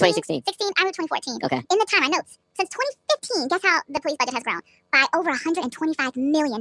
Since 2015. Since 2015. That's 10 years. Yeah, it's wild. So 2015, 2016, it was $190 million. And then in 2019, 2020, it went up to $236 million. Oh, that's wild. 2020, it went down to 223. So when they say we were defunded, and we worked with great orgs like United Oregon, there were folks like Don't Shoot Point. A lot of people were doing a lot of work to shrink the budget. Even then, we just got some money off of positions they were never going to hire for. Right. They didn't really get defunded. No one got fired. It was empty positions. They've always had a hard time getting people to work there. Okay. It's nothing new. So this 91 vacancies they have now is just If par you for the look back, course. they've always had Literally that. par for the course. Yeah, I mean, if you look at the DOJ settlement, they talked about that too. Don't get me wrong, I'm an abolitionist, so I'm not advocating for them to have more money or more positions, but they can't even do with the money that they have. They can't. It's a slush fund for them. They get to have pretty little toys and drones. And buy 2 planes. Yeah, all this stuff. Military equipment that they don't need. No, they have so mad about they have quite a lot of money, and everyone else, is getting deep cuts. You see the video. I mean, I was at the budget hearing, but I was watching it, and you hear different bureau directors begging for it. I mean, they probably don't say beg, but begging. I'm seeing people that I respect deeply just trying to get an extra $2 million, and here we are just giving process. Oh gosh, wrong one, but close. Well, please, just anything that they want. I mean, them saying that they got defunded because they got $2 million less is ridiculous. Right. So first of all, the mayor, they asked for what they got. The mayor added $2 million. They didn't ask for that amount. The mayor added $2 million. And then the city council was like, well, you don't need this $2 million. We're actually going to take you back to the ask that you made. So if they're not being defunded, I would love to see them being defunded. That would be like a dream. Yes, I would love to be there. I would be dancing outside the city house. I'll be hyped. No, they're not getting defunded. Right. And the lies are just really strange. But they love using that word. It's manipulation. Yeah. That really upset me when I saw him specifically go that route, because now here it is. It's documented. You were on video misinforming people. It's just using disinformation. Nothing really upsets me more than that. Same. Because the ripple effect is just continues to move on. Again, you're creating false talking points for people. Yeah. You're radicalizing people in the wrong direction. You know what I'm saying? For them to have that budget increase that you just explained over a 10-year period, has Portland gotten safer? Come on. What? I mean, people still can't. I mean, for people who do call the police, they still don't get people to show up. That's been the story for, I'm sure you know more than I do, for years, decades. The funniest thing to me forever is hearing people who say, we need more police because when I call the police, they don't show up. Baby. Did you hear yourself? That's them. Also, it already happened. Right. Your thing happened. Nothing can stop the thing from happening now, which they never would have done. Right. Be very, very clear that police are not here to stop. They're not pre-crime. There's no pre-crime except for resources and investment within your community. There it is. That's pre-crime. It's the only way. But it's the only way. We love propaganda. We love our Law and Order. We I love watch that propaganda. show. We love it. We love what's a little TV show with the kids. I don't have any kids. Right. Paw Patrol. Paw Patrol. We love that. We love all the militarized shows. We like to think they really show up and they're stopping crime from happening. That's not what they're designed to do. They don't know how to do it. And maybe when you're an adult and you watch these things, it's easier to understand. Yeah. But and very specifically when it came to Law and Order, I just didn't. That was my mom's favorite show. It had a good representation. You saw black and brown folks. There were all sorts of people, different languages. They were doing different things. There were people that were showing up for the victims sometimes. So there was this, oh, the police care. Yeah. But as a kid, I didn't care for. I didn't like it. I wanted no parts. I was like, if you don't get this and the Perry Mason and that Matlock out of my face, I did like Matlock, but get all of that out of my face, right? As an adult, I like Law and Order can be in the background or something. That's for you. Oh my gosh. What's the other one? Crime scene investigators. That was my show. Okay. Okay. Give me the science. Give me the CSI. Click that fingerprint up. I don't know. I was wanting to be one for a second. Oh, I was very close Yeah. to being Then I a realized- forensic scientist. Yeah. Like, very, very Shout out to close. them, but also no. But also no. No. But also absolutely not. No, I'm good on it. But I think it's also a good example of like, and people can get mad, but like diversity alone will not save us. It cannot. The amount of times we saw Law and Order, have we had any city government look like Law and Order? No. Even if we did, it won't inherently save us. Like, No, because what if the people that look like you aren't for you? oh, 100%. Right? 100%. Like, what if the people that look like you are for capitalism or Yes. are for the Yes. criminal justice system as it is today? Because there are so many people that go through all of the years of school to become a lawyer and then believe this is a criminal justice system that works if you work it the right way, right? Or whatever Right. it is that they tell, Right. whatever it is that they tell themselves. I wanted to be a lawyer. That was what I wanted to be as a kid, and I was like, that's what I'm going to do. And then I did, in fact, watch Matlock lose a case. And I was like, first of all, you can lose. Mess me up. And two, you could send an innocent person to jail or be a part of it, right? Yeah. And that was I don't think I can be a part of that system. Yeah. Was what if my client is innocent and I do something that makes it so that Oh. they're not in? I couldn't live with that. Couldn't That would do be, That was even if I my, had nothing to do with it that was wrong, it would. Mhm. I also thought it was going to be, I feel like they try to push, like, direct, you know what I mean? Black femmes into being like, we just all got to be a lawyer. I didn't know because any you career. argue anyway. They always said, like, you can argue. I also didn't know. I knew zero career, so I was like, okay, I'll be a lawyer. Civil rights lawyer. Yeah, yeah. Wow, I think y'all really just like hit the nail on the head. They can't know what to do with it. Direct response to you guys even voicing yourself in any way is you need to become a lawyer. You should be a It's lawyer. the only path for us. It's literally Yeah. the only path for us. Yeah, and then when you reject it, oh, And I'm a living proof Oh my right gosh. now where An unhappy aunt. auntie hates the fact that I am not. Aw. And how dare you not? And you still have time. there's so many And you lawyers. should though. be. There's so many lawyers. There's like There's a no shortage. There's an So many. overage, except for in public defenders Oh, in Oregon. That's what they won't have. They won't give them any money. They will refuse to pay you, Mhm. and so be rich, but also be for the Yeah. fight of good. I Yeah. guess. Yeah. Yeah. No, it's big Yeah. bad. But sad. no, I think They we pushed did. us there. And we Yeah, failed. that just hit me like, Damn. whoa, light bulb. That's I mean, it. I didn't know You about, don't like, argue anyway. You might as well. Yeah. might as well do it. Just you love to argue so much, you might as well get paid You for argue it. so much. Yeah, it was not out of love, I don't think. No, It was, yeah. You need rules, obviously, because you only know the rules. Okay, so there was the thing that always caught me a little bit when my aunt would say this as a compliment was like, I feel like you're not giving me a compliment. And then, I don't know, auntie, but it doesn't sound like and she wasn't. She wasn't. Like, and to be There's very no shade fair, like an auntie shade, though. It's skill. and especially one that wasn't with you. Oh, yeah, yeah. You know what I'm saying? Like, How you got an opinion? it's always my question, and they got the biggest, loudest Yeah. ones. Like, well, let me tell you what you should have done. Yeah. Right? I now understand. Yeah. Yeah. That's literally her being like, you talk too much. Yeah. Yeah, You don't always have something Questioning to say. authority. You're questioning authority. They told you to do something. You got something to say about it? I guess you should be a lawyer. I wish they like put me on like a path of like organizing or like active. You know, that would save me so much time. You should be an activist. You should change the world. You You should try should to be push an the world to be better. Instead, it was like, well, you just need to learn the You rules. should just go to law school. Yeah, gosh, so many lawyers. AJ said, I still want to be a lawyer. I want to Okay. pass out lawsuits like Oprah passes out tired books. Oh, that'd be nice. Just you get a lawsuit. I mean, you get a lawsuit. there was a lawsuit against Prosper Portland that got settled recently. $2 Hello. million. I thought it was not enough. Go on. So a group of folks, the Emmanuel Displaced Persons group, Mm. they had a lawsuit. I believe it was federal. They settled with Legacy, but like the whole argument, if I'm not mistaken, was that Legacy, Emmanuel, City of Portland, and Prosper Portland basically like canoodled, you know, to Yeah. take us out, to take people out. Yep. Get them black people out of And they settled. I don't know how much Legacy settled, but the city settled for $2 million for 26 families. I thought that was quite disrespectful. Too little. Yeah. They got some other And things it's in too there. Like Yeah. they got some like, you know, Prosper's gonna write a letter of support if they run a documentary. They have to pay certain things. I don't want that. They get like a day for 5 houses. years. Yeah, Give me the land you stole from me. How about that could be that? a possibility. You know what I'm saying? Like, Yeah. give me the money for me to be able to build a house on the land you Mhm. took from me. Like, you $2 million to be dispersed between 26. That's It's wild. wild. So like Big. $1 million for the city, $1 million for Prosper, and we know Prosper Portland could give more than $1 million. This is a lifetime. Well, especially when you spend $7 million on What is it, buildings- made it? Yeah. 2 buildings that are worth 3. Just a That little. was crazy. Sorry, I didn't mean No, to- I mean, please. That was wild. There's some receipts in there. There's a lot of articles about it. It is ridiculous. They always try to calculate the loss of like only land. They're like, oh, the wealth that you would have lost with land. That's one calculation. But the community, the sense, like the Right. cost to have to drive back and forth Right. to Northeast to like do things, to see your family, Yes. to get your hair done, to go to your grocery store, to see people. If you get to go to the same school still and they let you still go, that's still a cost. Yes. It's like, and I don't think that can be repaid. I mean, it's definitely not $2 million. Mm-mm. That's a lifetime debt from my perspective. But That's where I'm living right now. Is Mhm. we are living with places that have a lifetime debt that are doing performative work that is not repaying the debt no. and like hasn't come close to repaying that debt. Let me be real clear, Mm. because I don't care how many years it's been since the rebrand. We haven't repaid the debt. What was the original name before? Development Commission. I'm calling that again. Which, in all honesty, keep it G with me, because Yeah. that's the move. If the move is we just trying to do development and we just trying to figure out how many Ritz-Carltons we can have here, then beat it. I love that it went bankrupt. Also, what was it, like 500 million, 600 million? What was it, like 2 days? Yeah, I mean, What a lot of was people it? could have predicted that wasn't going to work. I knew that wasn't going to work. I was Mm. like, oh, I thought the city was dying, but now you got a Ritz. Like, make it. I didn't Right. understand what Not narrative only we're is going the with. city dying, but can we talk about who Portland is and how far away from a Ritz-Carlton Portland is supposed to be as a culture? Like, be fucking for real for once, please. Like, just please. It didn't make sense from the beginning. It was so expensive. It didn't make sense in the middle. It's not going to make sense on the back end, and certainly not when y'all went bankrupt. Like, LOL, the laughs are loud. I'm afraid. I have not looked to see if any of our tax dollars went into it. I'm afraid to look. I don't want you to know. I don't want to tell me. I'm sure Dr. Lisa Bates, someone has an article, someone could let me know, because I'm going to be very upset. But the thing is, they make us go through so many hoops to get pennies. Yeah. They make us overly, and they just are giving money away to people with these terrible ideas. Just giving you $7 million loan, no big deal. Like, terrible ideas and things that will not come to fruition. No, it won't. So, like, the idea that we were going to buy 2 buildings for double the cost and the worth, and then that's going to then become a manufacturing hub for sneakers. Because cute.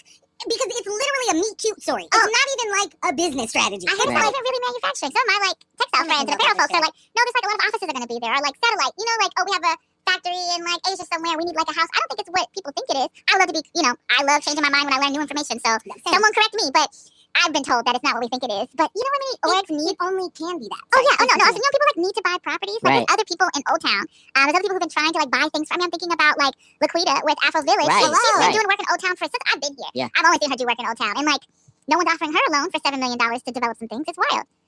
And to know that like we know where manufacturing happens, and we know where manufacturing of sneakers happens. It's not here, you know where it is? Not here. Right. It's never the U.S. and it's certainly not within the city. No, I have a friend who works, and she's like, we cannot build up the skill. It's not real. We do not have the infrastructure. We don't have this, like, not even just like the will. We cannot do it. People have tried. We don't have this craft. We're also craft. For the people. It's craft. It's an artisan craft at that. Like you have to be really good at this thing. This isn't. They're not slopping things together. Right, you know what I'm saying? Right. So this is. You have to be really good at a thing. We are unwilling, and I'm now at this point talking about Americans, unwilling to pay people what the labor is worth. So if you think that your $200 pair of Jordans that are getting made in Vietnam right now for 7 cents are all of a sudden going to be made in America, in Portland of all places, and you still get to spend $200. I mean, you get to spend $250. They won't even fix our potholes. They literally, like, it's just not real. So when I hear that, it's not real to me. This is that you are dreaming, and I love dreams, and I love imagining, and I love sitting down and going, how can this thing be different? But in real life, when it comes to manufacturing, is America allowed to do it? No. Also, like, China has a different cost of living. They're paying things, they're capping things. It's not like the low prices. They've used that. They've leveraged our greed to be able to build up a country that has a lot of infrastructure. We could never. We don't care about our people that much. No. I'm not gonna lie. They almost got me. I was like, can I learn some Mandarin? Sam, I am literally in that spot right now. What can I learn? I'm terrible at languages, but like maybe I can learn something. It's the future. I don't know. Just put me in immersion? Do I just need to get there and I'll learn it? Because I'm also terrible at learning languages. But like, if you put me in it, maybe I'm gonna get it. I'll try it. Because the fact of the matter is, when you see, we literally were like, how about we just move our exploitation to another country, right? Yeah, so we moved our exploitation over there, and they were like, we'll take your exploitation, and we will make our living conditions better. Right. Yeah.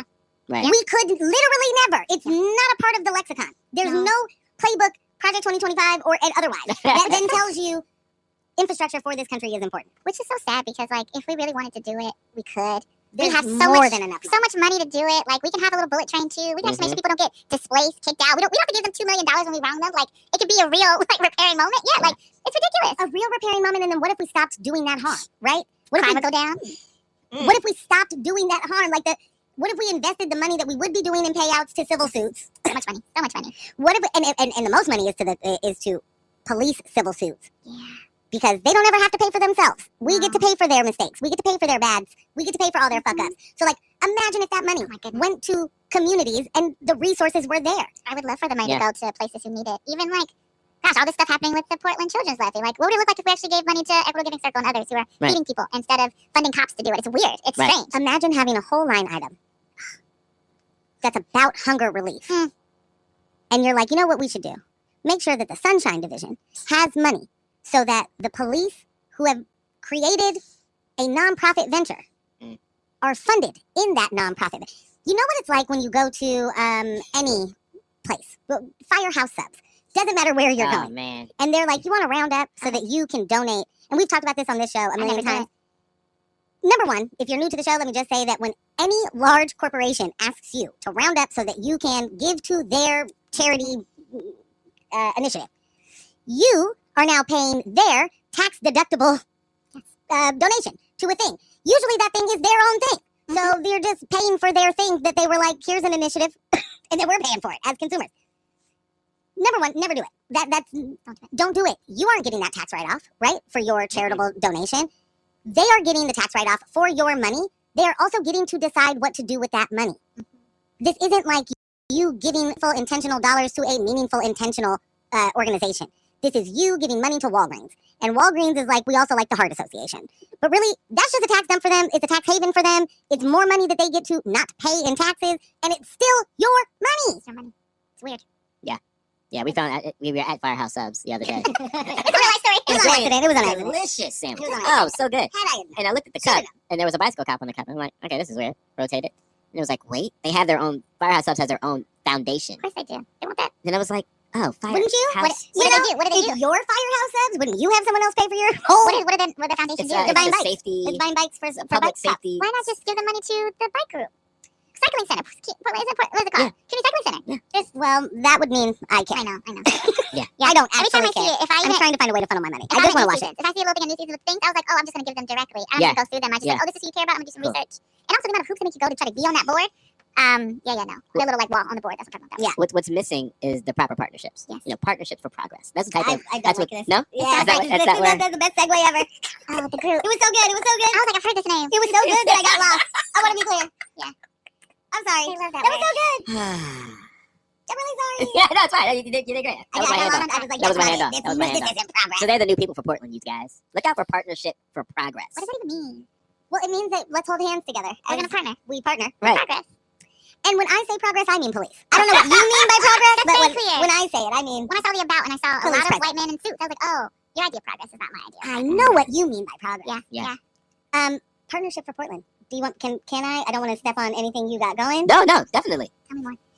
I just want to clock the language, Yeah. and that's the thing that is one of my things is pay attention to what the people are telling you because they're telling you. And so for as much as we'll be real quick to be like, just say it, just say you don't fuck with us, just say you don't like Yeah. it. So much easier. Yeah, but they are, and so that's my thing is that they're saying it.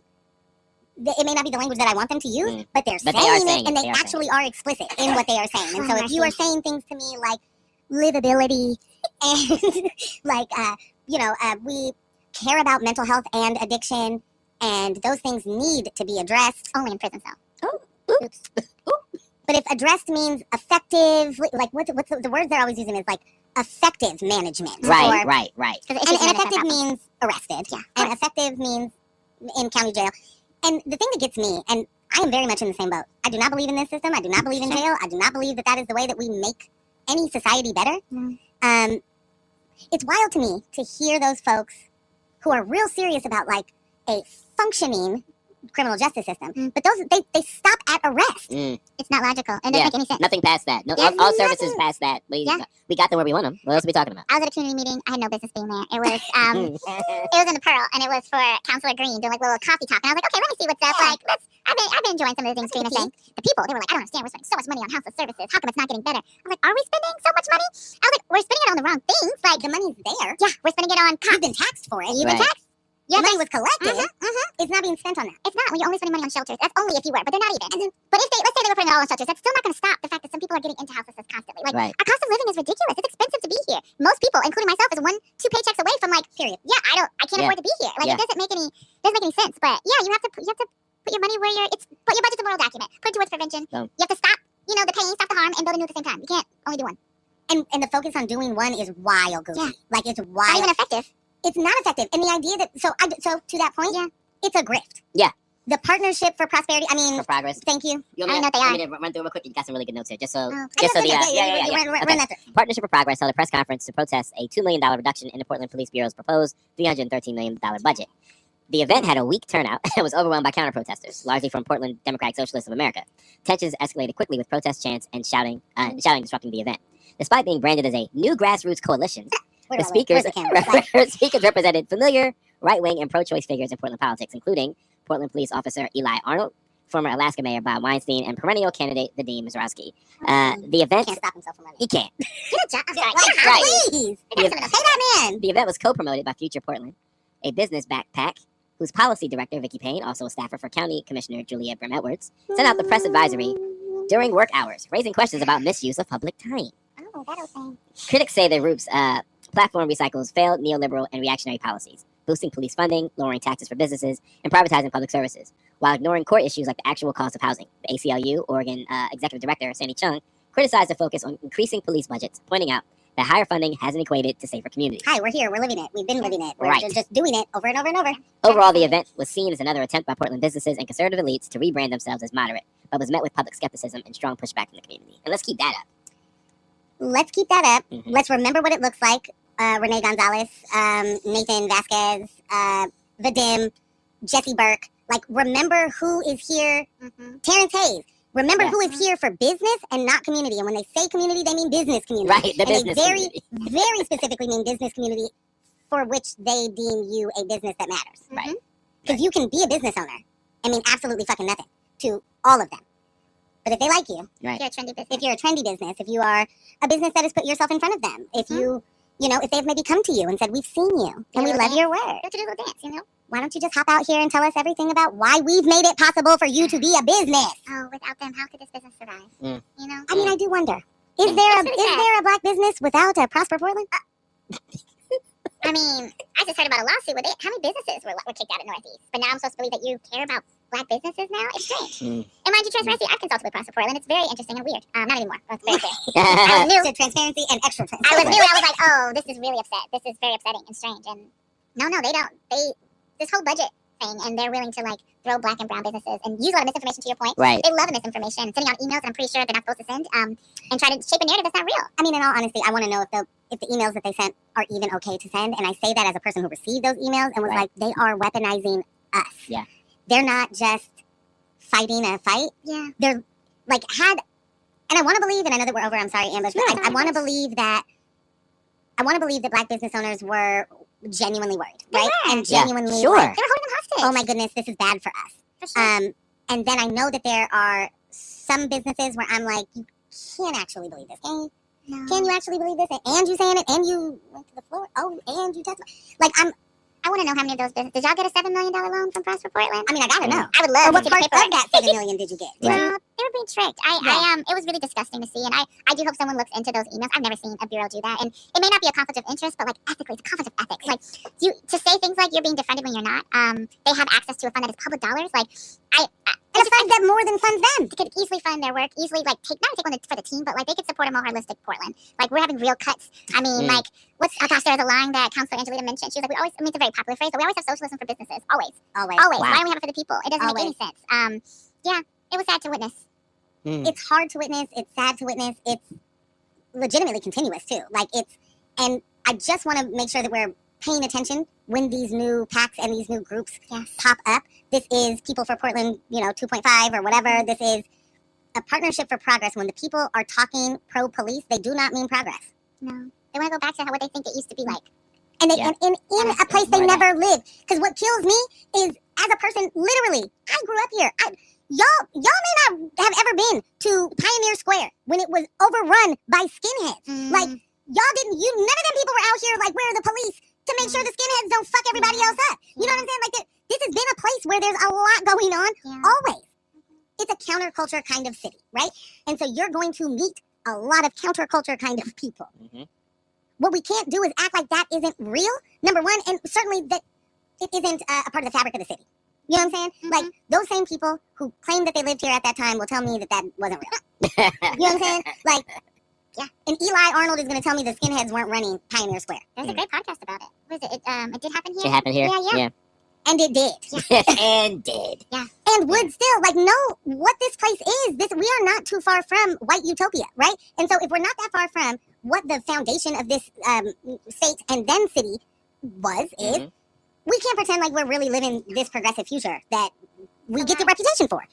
I mean, and shout out to getting a reputation, but when you have yet to earn it, and you're not giving that like, young people cannot retire here. Nah. You know what I'm saying? Like, unless your young person did Portlandia, I guess, maybe. Not a stand-in. No, I mean, like, you was on the big, you was always there. But I mean, gosh, there's so many great filmmakers here, and they can't afford to live here. You can't afford to live here anymore. It doesn't make any sense. We're way past our time, and I'm so sorry to have kept you. I'm We got chilling. to. Yeah, I'm done What's the next again. topic? We have so many more, so I don't know That means we gotta do a part when two. will you We gotta come run it back? back. Because I live 15 minutes away. I could be here. Oh, What do you fire. need me to do? Call me in, coach. I'm ready. I would just say, like, the language that these folks use, and if you could give us like what to pay attention to, because these are still just losers at the end of the day, and I mean that very wholeheartedly. Like, these are just literally losers trying to do losing policy. There's more of us than there are of them. They know it's a losing strategy, so they're trying to lie to us. It's like a very common playbook, using fear to get what you want. Like, white people have done that for forever. Yeah. It's not new. Yeah. It's not new. He says 2.0. I'm sure if we look far enough, there's probably 2.0. This is legit. What version are we on? Windows. Yes, we are to Windows. Literally 15.6. Oh my Yes. gosh, 97 Windows. Yeah. Shout out to you. You're great. Shout out to you. You were great. Freddie made you all messy. Yeah. Okay, well, the chat is going up because we're getting Bring Her Back. Please keep going. Part 2, please, and thank you. This was so good. Like, so you gotta come back. Yeah. I will. We're just pressuring you Can now. I do a plug on something? Please. What? So there's still another budget thing happening on the 4th. If you don't know already, go to Equitable Giving Circles Instagram, website, find out what's going on, write testimony. They're really trying to get silenced right now. It's quite ridiculous. When racist things happen, we actually stand up and push back. We don't just say, oh, we can't do anything. It's out of our hands. No. There's lots of things we can do. Please put a letter in. Sign the form, just advocacy letter going out. Plug into some people doing some shit. But You definitely can. I know, but that's gonna be a clip. My kid's gonna be like, Joy. Sorry, I'm recording now. Sorry, Grams.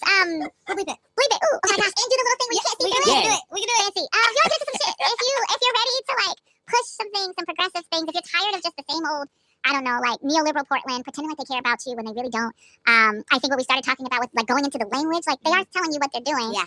They're doing like a little like magic trick, like look over here, I'm doing some over here, but they show you what's happening. They're literally telling you. It's very weird and strange. But yeah, just do some research. You don't have to agree with everything that you hear. You have to agree with me, but you should at least know how to look past like misinformation and false narratives. Like we can disagree, that's fine. Right. Just I want a good argument. Let's make it a real argument. Okay, that's actually, I'm stealing that. Please. That's my new tagline. Because that's it. Yes, that's a t-shirt. Another t-shirt. Another t-shirt. Because I'm not arguing with anybody who can't. If you're not here, if you are telling me, you know, like, I don't know, when Biden was president, people are like, Trump's still the president. If that's where you live, Oh, no, we're not I'm not together. having a conversation with you. There was this clip I saw. It was like a grainy little image, video on Facebook. I don't know who it is. If you know the citation, it says black man. He was like, "Oh, I'm not debating with you. You are not my equal. I'm educating you." And I've never felt so. I was like, "Oh shoot, you're not debating. We're not debating. You're not even having a conversation. This is an education. You might not like it, but that's what it's a little bit, spicy. But that's where I'm at. yeah, Because educate I'm not, these people. like, Ambush is still in the fight. He is going to still argue with people online. And my much whole I'm 2 years removed of just even being accessible to it, simply because you don't get to take however much of my time that I was about to give you. Yeah. That I know you'll do nothing with. I got other things to do. I have other things to do. There's actual stuff. There's Yeah. real things to plug into. I make a point to only argue with men. Ooh, someone needs to do it. It's not for me. Yeah. That's why. I'm like, And if I see them doing that, I'm like, What I can't do is be mad at that. let me tap y'all out real quick. Look at Your y'all. whole ass. And then I go I in. see a lot of pointing tonight. I'm liking it. I was like, ooh, And he means it. yeah. That's how you know he means it. I like it. Shout out to Michelle. You gotta check the chat. I just pinned the link to the petition. To the EGC To the EGC petition. petition. Yes. We got that in the chat. Yes. Love community, man. And this is it. Yeah. That's what we're doing here. Boom. Thank you for being here. Anytime. Y'all are Oh, my amazing. Thanks for keeping us educated. You are amazing. Thank you for keeping us educated. We need this. So Yeah. serious. Thank you. Yeah. Um, Yeah. Your voter guide Oh my gosh. turned into our voter guide. No, No, we it didn't. didn't. I mean, the inspiration. The inspiration is what I'm saying. inspiration. One We created the didn't other. do one for this last election. I'm so sad about it. But we will be back next election. I mean, every year's an election year. Every year's an election year, number one. Yeah. Number two, continue to make sure that funding is happening Yes. for Imagine Black so that they are Yeah. able to, in every way, show up the ways they already show up. People don't like us. Well, hello. We gotta talk about the time they called us a black extremist group. I see you. Oh yeah, a state senator. I can name some names. Oh yeah. I've had folks tell us. I mean, one last piece. Black extremist group? Oh Yeah. yeah, like dangerous Yeah, you're right. language. No, you're Like right. that's Leave not that how in. FBI follows you. That's how you get on the Yes. list. I know people who have to go to court for things like that. Oh, It's not a wow. joke. It's casual like anti-blackness. Just saying whatever you want. Yeah, we need support. And I know we're not the only one. There's other groups that are being called ridiculous things for just speaking up, doing the same thing a white org does, a Latin group does, an Asian group does. Yeah. It's wild. Yeah. Mm. But I know we have to go. That's another conversation. That's See, the this is how you next get it. This is how we get the conversation. That is the person. next Yeah, well, conversation. Clickbait. Oh my gosh, it is. Put that in a quote. I'm here for it. I'm here for it. Every single part of it. Yes. That's another News with My Fiance. Monday Night Raw, live in person, live Raw in the books. Thank you for spending this quality time with us. Yeah. This episode was made possible by our remote crew, Kyle G of Residual Audio, Jess, Michelle, and Ross. Also, shout out to our studio sponsors, L&J Industries, for providing this dope space each week, and the kebabs. Ah. Lily, stay feeding us. Stay. You know we can't just eat on camera, but she'd be like, here, just take this down. I mean, oh my Yeah, God. no, please, please. You're doing the wrap up. This is Right. wrap up. Please, it's your time. It's your time. And of course, big thanks to all you for watching, listening, everybody on Facebook this week, everybody on YouTube, Twitch. Shout out to all of you guys for listening and engaging with us. And you can stay engaged with us all week. Follow us on Instagram at News with My Fiance. Follow Ambush at ScamBeezy. Follow me at Portland Morgan. Become a member. Sock it to our pockets at patreon.com/News with My Fiance. And where can they follow you, John? Oh, Imagine Black. Go to literally Imagine Black action on all the things. All the things. All the things. Hit us up. And do it now. All the things. Yeah. Head on over to the website.